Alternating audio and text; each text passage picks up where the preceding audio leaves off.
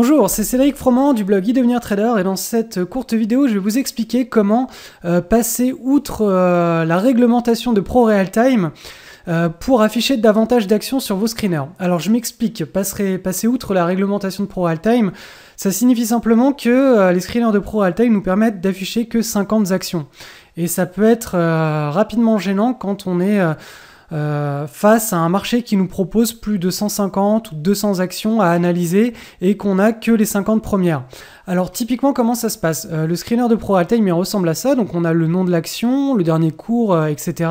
Et on a un filtre qui s'appelle ici par exemple RSI parce qu'on est sur le screener par défaut de Pro Realtime RSI sur achat.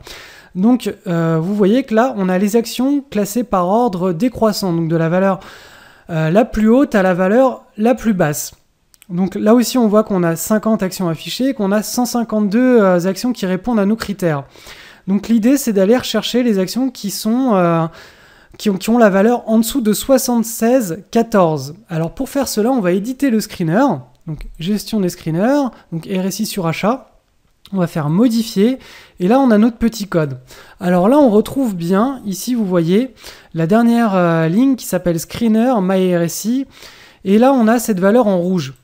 Cette variable, en fait c'est la variable ici que vous voyez ici dans le Pro Screener. C'est celle qui va permettre de trier avec toutes les valeurs par ordre décroissant. Donc ce qu'on va faire nous c'est qu'on va rajouter une petite ligne de code qui s'appelle plus. Donc plus d'actions, on va dire, pour que ce soit simple. Et on va mettre RSI inférieur à, et là on va aller rechercher la dernière valeur, donc 76,14. Donc là on va mettre 76,14. Et on va rajouter donc cette petite condition plus dans nos critères finaux. Voilà.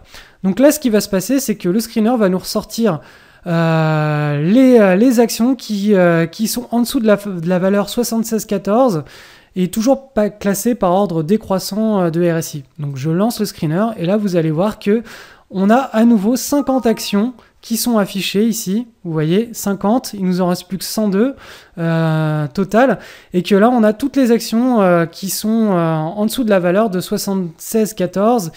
Et on a donc la série de 50 qui vient. Si on va aller chercher encore plus loin, on prend la dernière valeur ici, qui est 72,31. On va la mettre ici. 72,31.